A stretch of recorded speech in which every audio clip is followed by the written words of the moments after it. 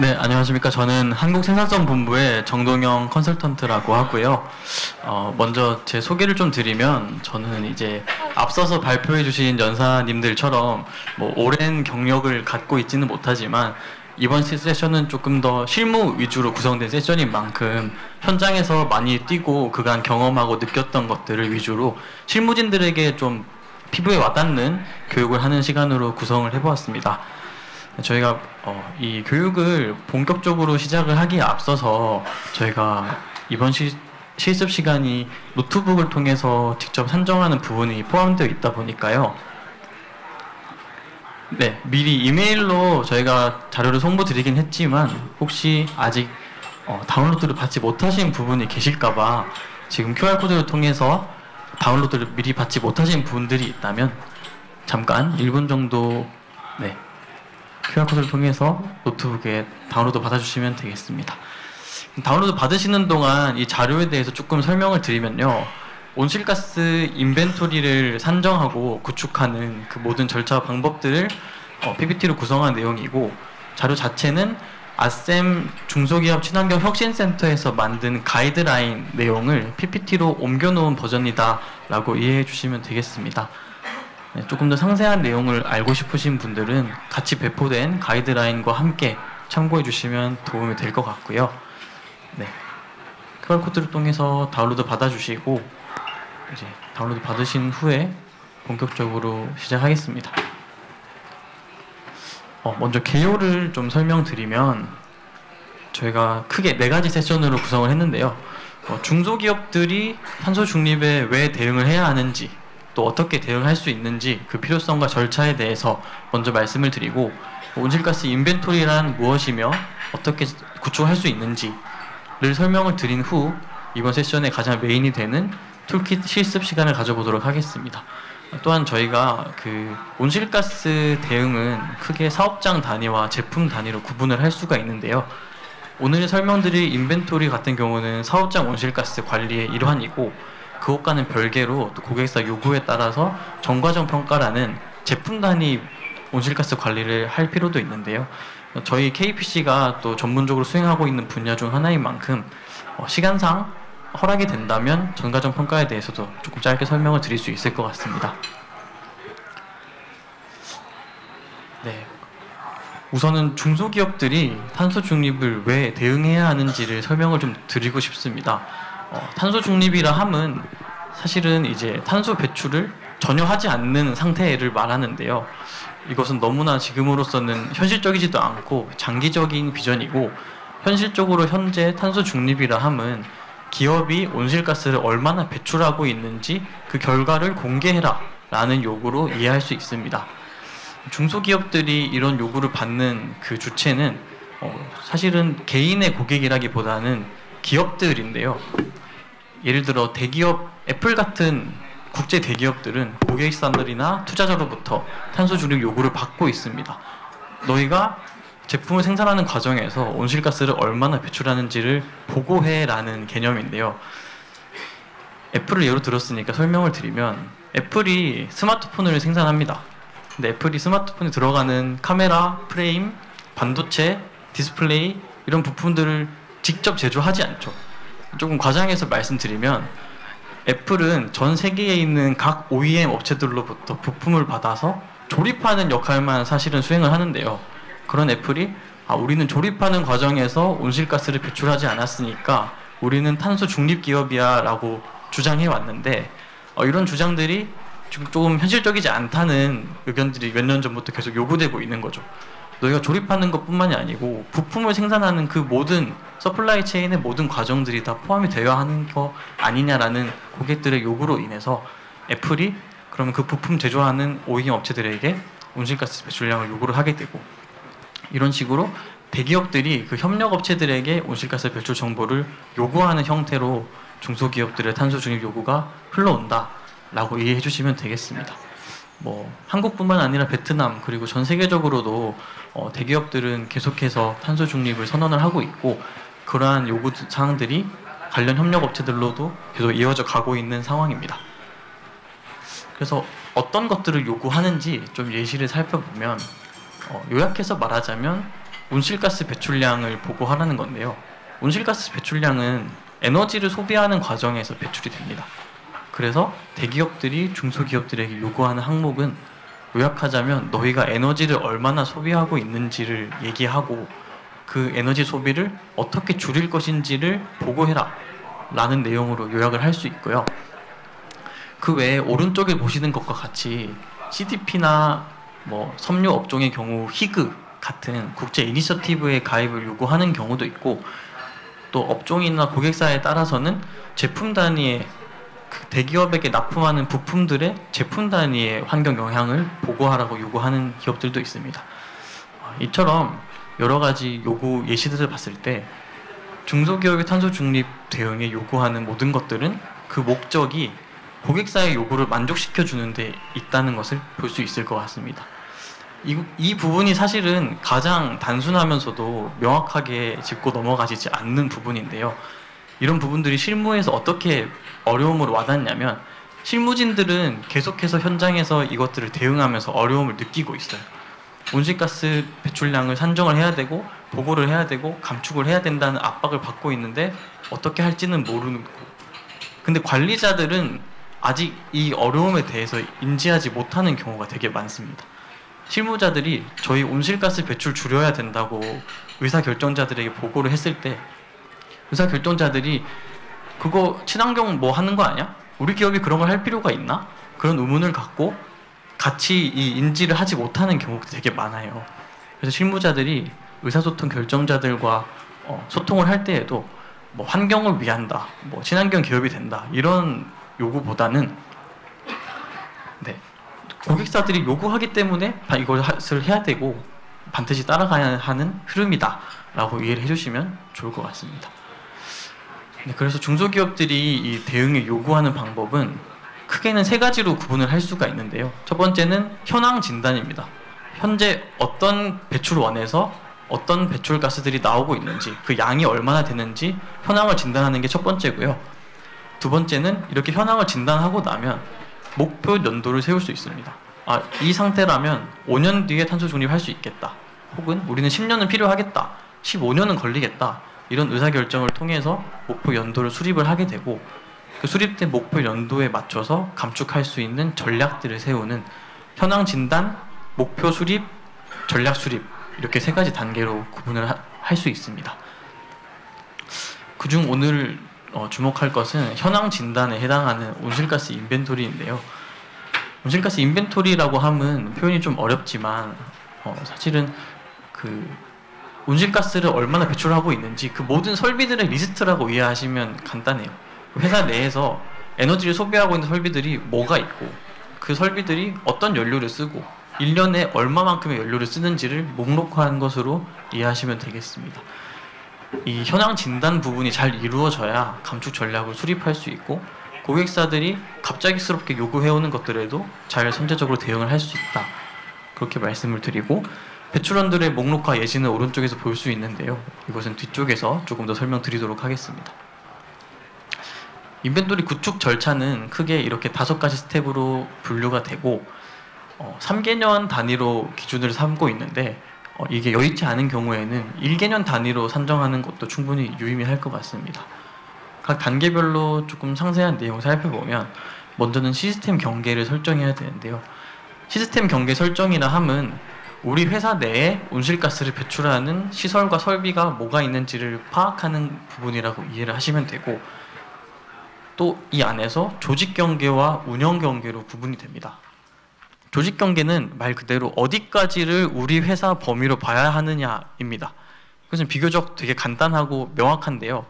조금 애매한 경우가 있는데 지분 할당이 있는 경우에는 이 부분이 좀 어렵습니다. 예를 들면 한 상가 건물에 A 회사의 본사도 있고 B 회사의 본사도 있는 경우에 그 상가 건물의 전력 사용량을 어느 사업장의 온실가스로 봐야 할 것인지 이런 부분에는 지분만큼 지분으로 할당을 한다라고 보시면 되고 또 조직 경계에 포함되지 않는 경우는 우리 회사가 사용을 하고 있지만 계약 차량, 렌트카로 이용을 하고 있고 이에 대한 직접 통제권이 없는 경우에는 조직 경계에 포함을 하지 않습니다.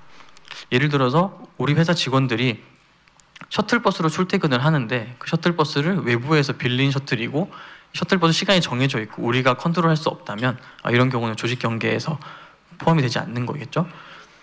네, 다음은 운영 경계인데요.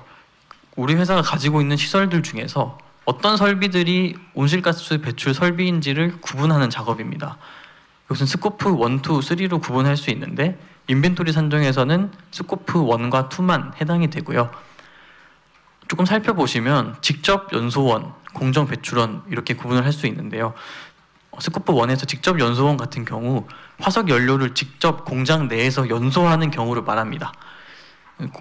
예를 들면 디젤 오일이나 LPG 같은 것들을 태움으로써 그 에너지로 설비가 돌아가는 설비들이 고정 연소원에 해당하고 이동 연소원 같은 경우는 기업이 운영하는 자동차인데 가스나 오일로 인해서 움직이는 자동차들이 포함이 되고요.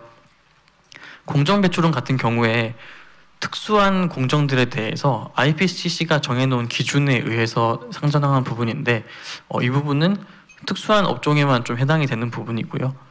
또 폐기물 부분 같은 경우 기업 내에서 폐기물을 소각할 때 폐기물 부분에 포함이 되고 그 외에 대부분의 배출량을 차지하는 전력 사용은 스코프 2에 해당이 됩니다.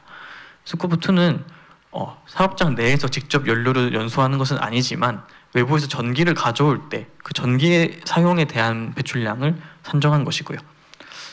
네, 스코프 1, 2, 3의 개념을 조금 설명을 드리면 좋겠는데요. 말씀드린 것처럼 직접 통제 범위 안에 있는 것을 스코프 1과 2로 구분할 수 있고 1과 2만 인벤토리 산정에 포함이 됩니다.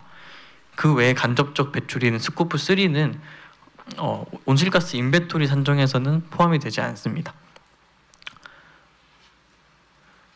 네, 이렇게 배출원들이 목록화되고 나면 어떤 연료를 사용하는지에 따라서 카테고리로 분류를 할 수가 있는데요. 이 작업이 사실은 가장 온실가스 배출 산정에서 어려운 부분이고 각 연료마다 설비마다 IPCC 가이드라인에 의해서 방법론들을 찾아서 설정을 해야 되는 부분인데 저희가 제공해드릴 툴킷으로 인해서 이 부분이 자동적으로 산정이 되기 때문에 이 부분은 어려움 없이 넘어가실 수 있을 것 같습니다.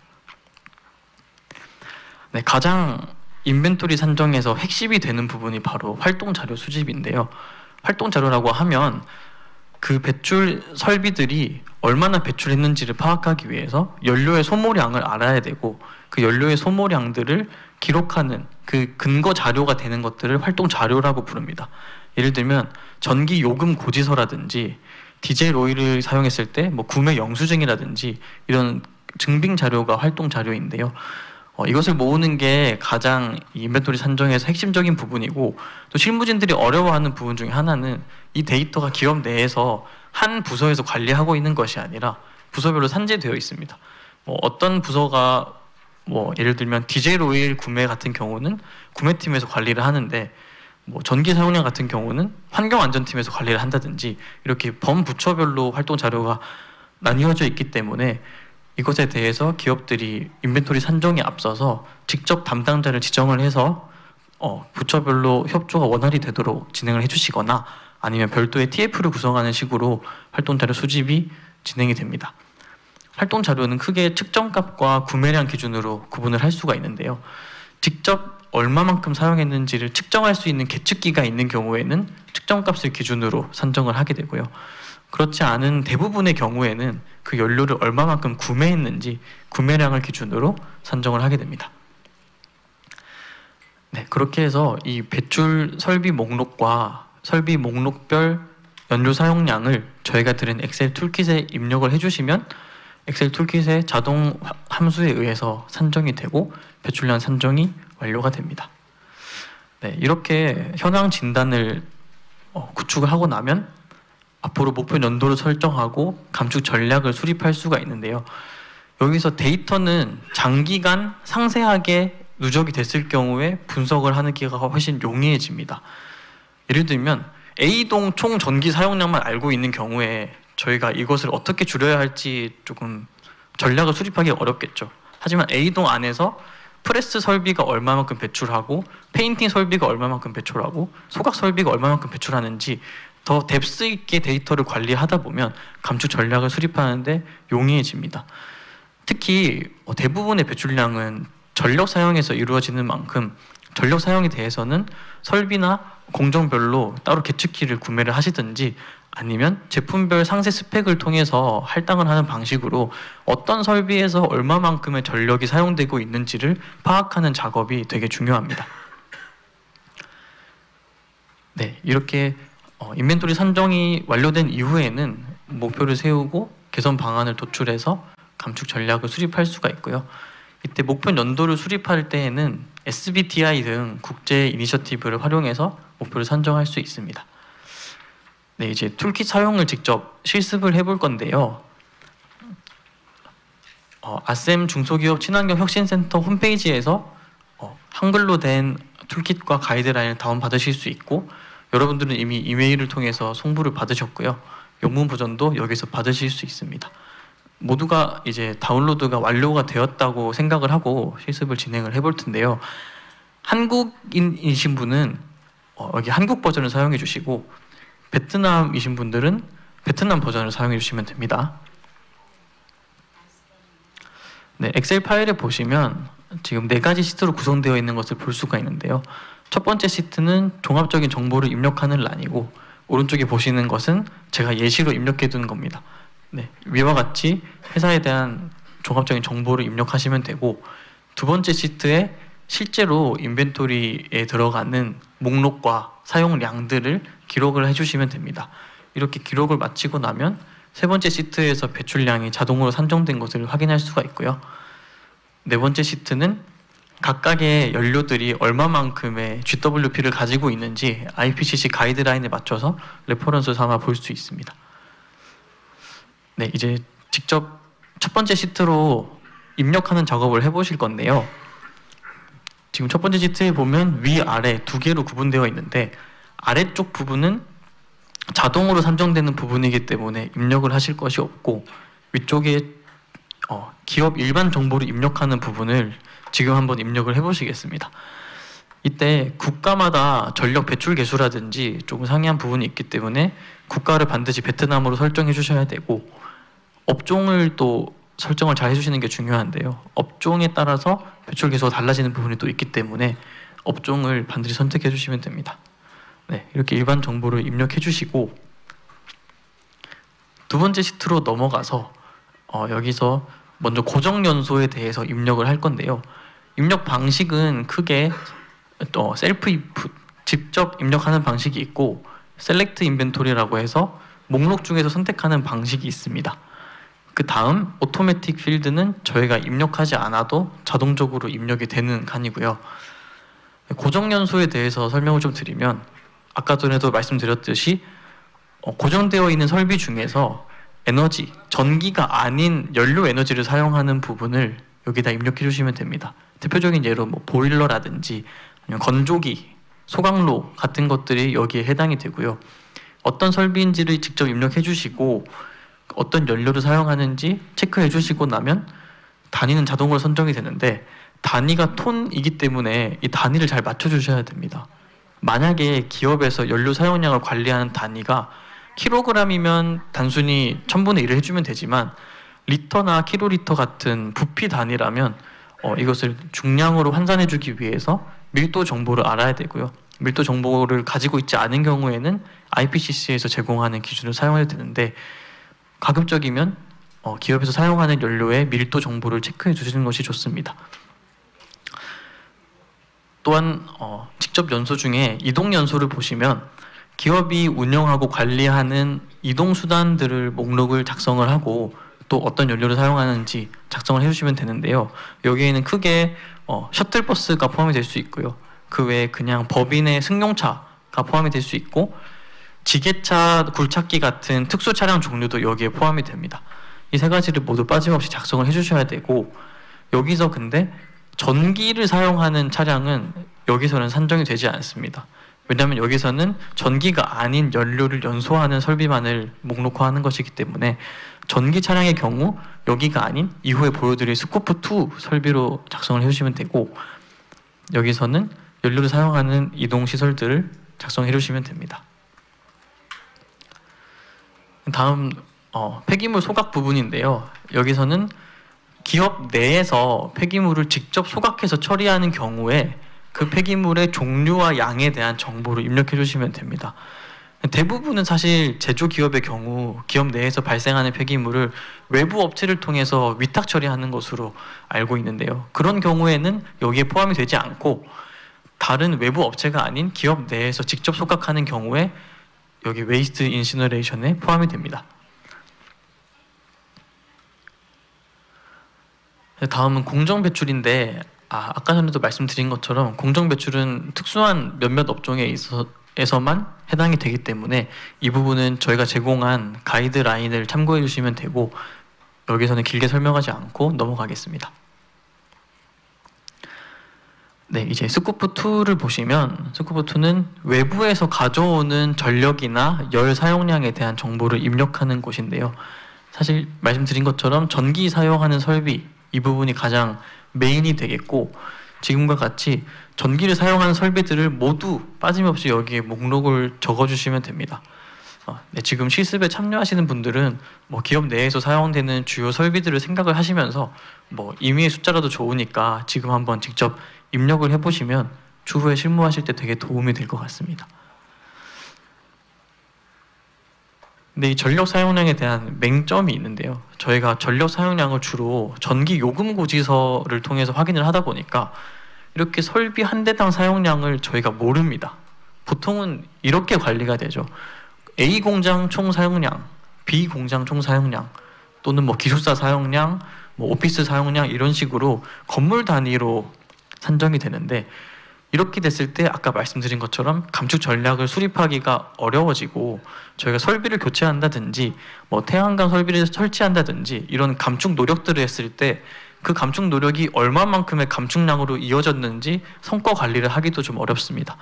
그렇기 때문에 아까 말씀드린 것처럼 가급적 모든 설비는 아니더라도 주요하게 구분되는 공정별로는 전력 사용량을 파악하시는 것이 좋다라고 말씀을 드리고요. 아래는 외부에서 가져오는 열이나 스팀을 사용하는 설비, 이건 아마 주로 외부 보일러가 될 텐데요. 이것에 대해서도 사용량을 기록해 주시면 되겠습니다.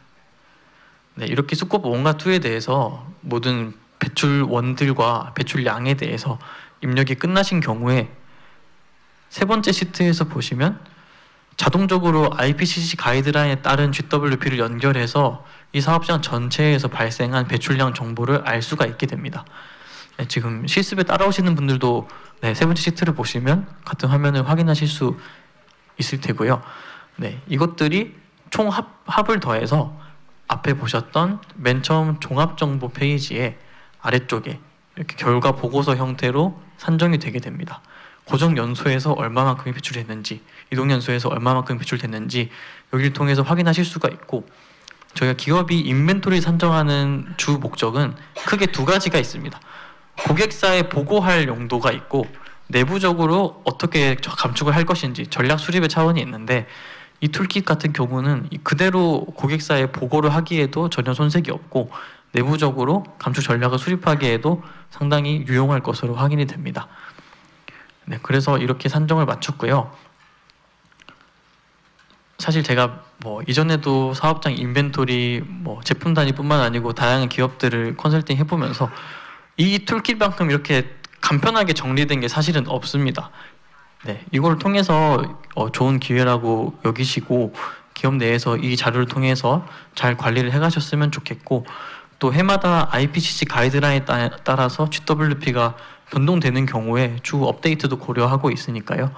네, 기업에서 감축 전략 수립하실 때 용이하게 사용하셨으면 좋겠습니다. 네, 다음은 저희 KPC의 주요 분야 중 하나인 제품 단위의 배출량을 관리하는 정가정 평가를 좀 소개를 드리려고 하는데요. 저희가 이제 시간 관계상 뎁스 있는 설명보다는 개념에 대해서 조금 짚어드리고 가겠습니다. 아까 보신 것처럼 고객사에 따라서 사업장의 배출량뿐만 아니고 제품 단위의 배출량이나 환경 영향 정보를 요구하는 고객사들이 있어요.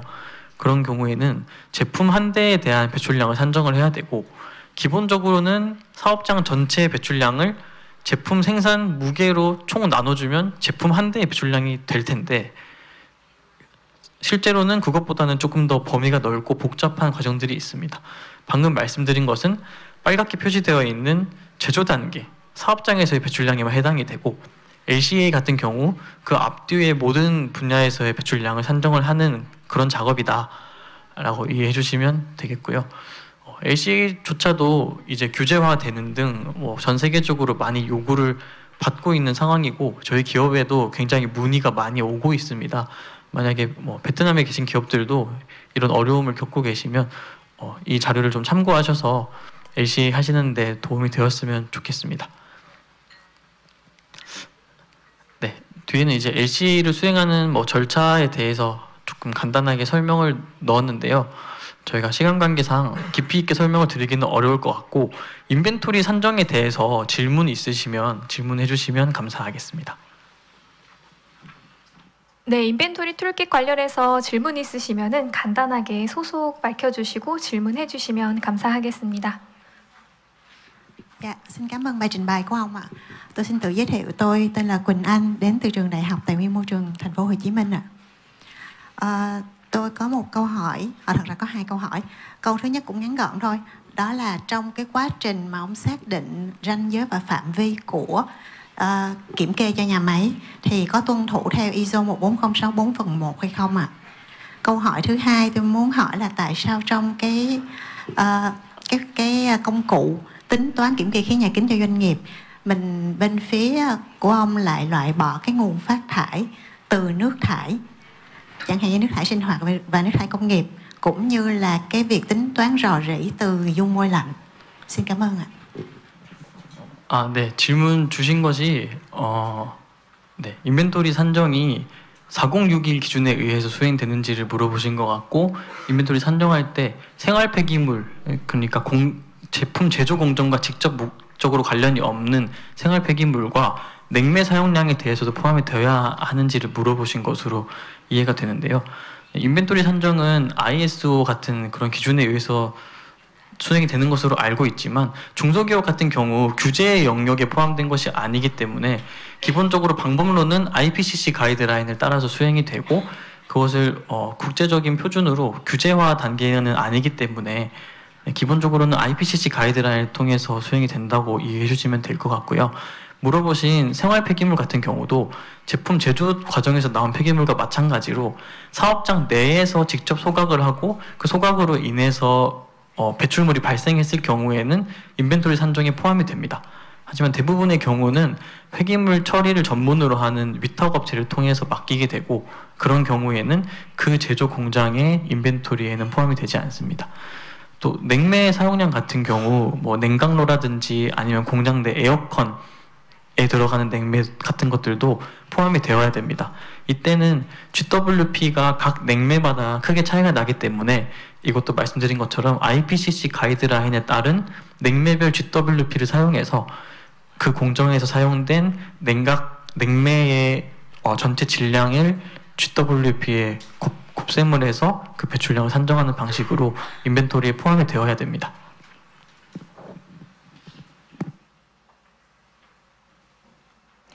네, 질문 아까 해주신 분 질문 받겠습니다. Tôi đang muốn hỏi anh cái chỗ mà về cái khóa phần mềm mà để thực hiện cái việc mà tính toán về kiểm kê khí nhà kính, hoặc là những cái mà nhập liệu cho cái file Excel mà của ban tổ chức gửi cho. Xin cảm ơn.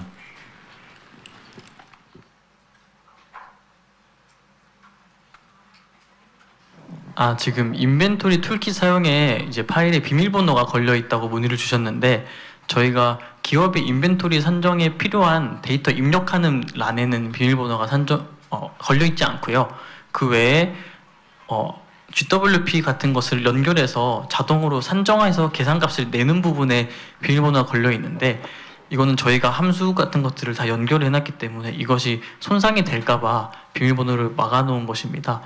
아마 입력하는 것 자체에는 어려움이 없으실 것으로 예상이 되는데, 만약에 그럼에도 비밀번호를 해제한 버전을 갖기 원하시면 제공이 가능한지는 저희가 이 툴킷 제작사에 한번 문의를 해보겠습니다.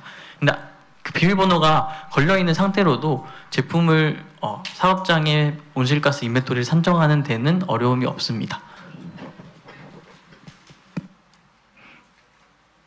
네, 혹시 더 질문 사항 있으시면 질문 받겠습니다.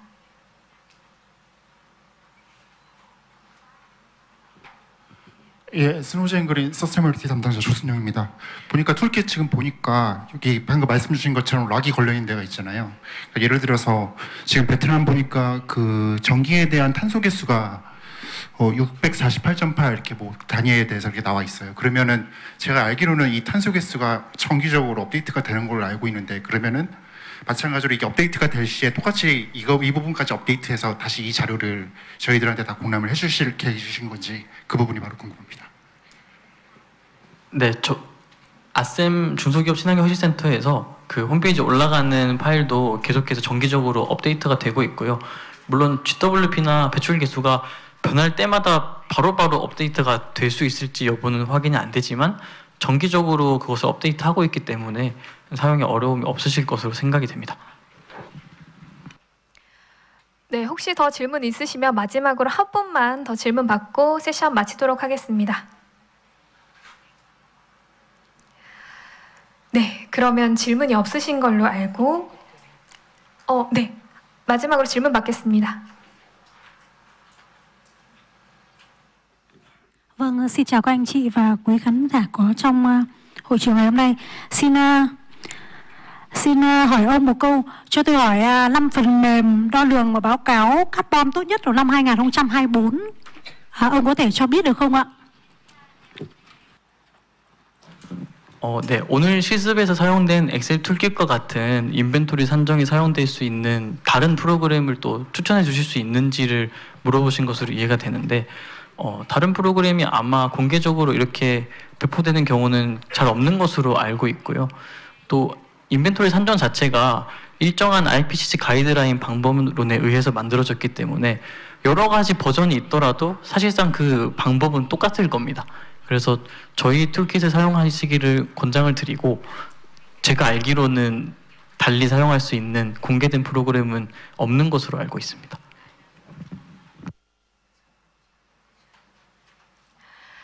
네, 그럼 아스기 온실가스 인벤토리 툴킷 사용법에 대해서 강연해 주신 정동영 컨설턴트에게 다시 한번 큰 박수 부탁드리겠습니다.